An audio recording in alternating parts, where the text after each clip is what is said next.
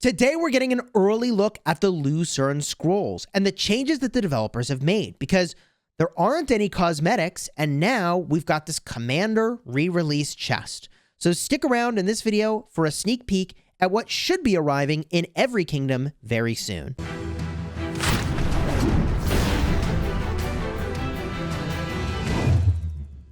Hello my friends and welcome back. I'm Chisgule Gaming, and if you're new to my channel, I've made over 1,800 videos dedicated to making you a better player in Rise of Kingdoms or giving you the Rise of Kingdoms news as soon as it lands. So consider subscribing to the channel, and thank you for throwing a like onto the video today. So if we cruise through the Lucerne Scrolls, this is visible only in Kingdom 2 currently. It will typically be available within 24 hours of arriving in Kingdom 2, so at reset tonight, this should be everywhere. And what I noticed that is different is there is a Commander re-release chest. It says, choose from a selection of pre-Season of Conquest Archer Commanders as a reward. Starting at level 10 at the paid tier, there is one of these crates. Presumably that's one sculpture. As I scroll forward, there's one more at the free tier at level 20. So that's two so far. Scrolling forward, there's another 5 at the paid tier at level 30. As I continue forward, there are 6 more at level 40 in the paid tier. And then last but not least, 2 more at the free-to-play tier. And also there is Ian's Choice. Now, presumably, the commanders that will be in this crate would include El Cid, Thutmose, and if you're lucky, probably also Esong would be a pretty cool pickup here. I assume these are all legendary commanders, and I assume that for every kingdom, it's archers that they're going to be getting, although down the road, or maybe other kingdoms, could have infantry, could have cavalry. I hope they don't do integration. I guess they could do leadership, but that feels a little weak to me.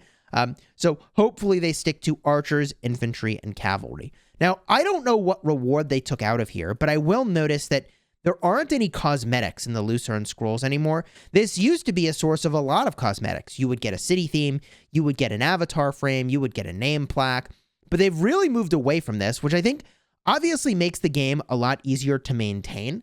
If you've got these choice chests, players can pick what they want, and you aren't having to create new art every time a season rolls around. I personally feel like the new art is really cool, and I will divert from talking about Lucerne Scrolls for just a second to mention, isn't it interesting that this is not the only place where the developers have moved away from creating some new artwork in the form of cosmetics here?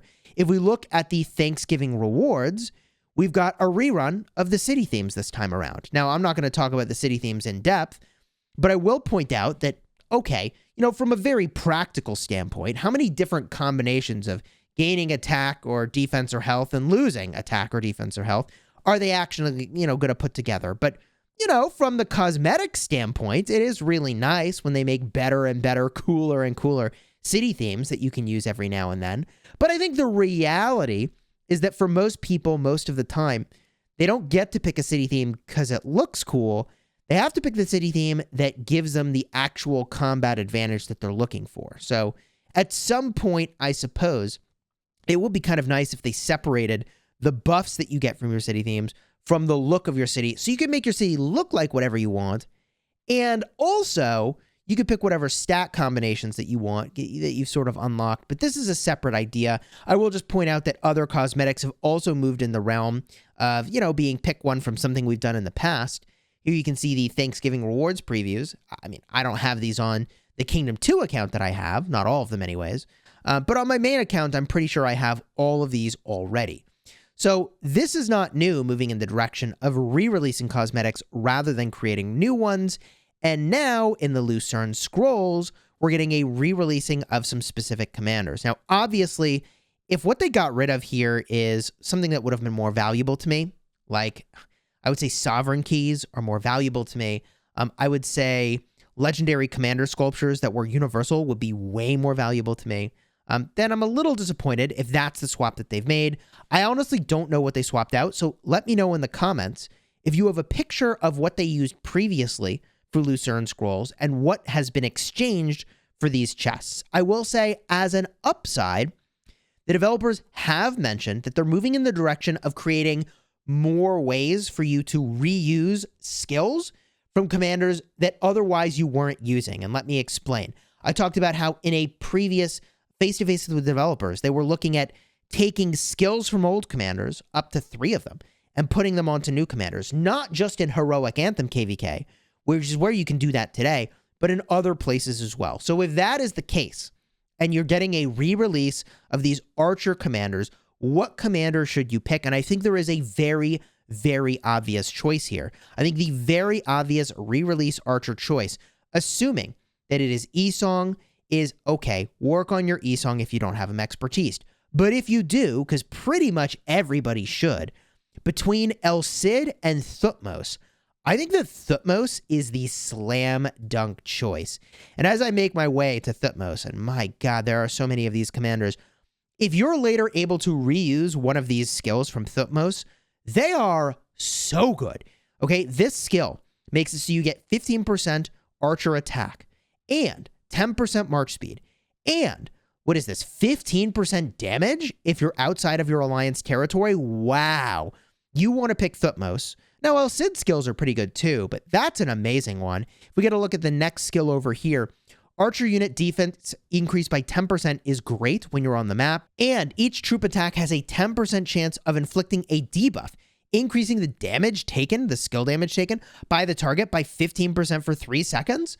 That's amazing. This is like a mini Tommy, okay? It's like a mini Gilgamesh effect here. This triggers once every 8 seconds. Yeah, it's really good.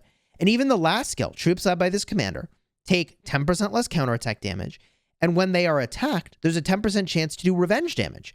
Damage factor of 700. That occurs once every 8 seconds. So I think these Thutmose skills are really good. I suppose that El Cid's skills are actually pretty strong as well. On El Cid, you've got an instant proc. On El Cid, you've also got defense and march speed, and also an all damage boost, which is pretty good. Here's my El Cid. I finally found him. Right, the 1000 instant proc damage is pretty legit. 20% defense, 15% march speed. I mean, actually pretty good. And then also this last skill is one of the better ones. When you are below 50% of troop strength, you do 25% more damage and 25% march speed. I still think Thutmose would be the pick between these two commanders. So let me know your thoughts down below in the comments about the changes that they've made to the Lucerne Scrolls. Do you like them? Do you not like them? These should be arriving everywhere tonight. And if you're looking for more information about what I was describing with this face-to-face with the developers, where they were talking about putting more skills onto commanders and the different situations where they might do that, I'll have a card in the end screen. Also, as a reminder, if you missed out on it, they announced new infantry commanders very recently. I'll have a card right over here. You can get a sneak peek at what those commanders look like.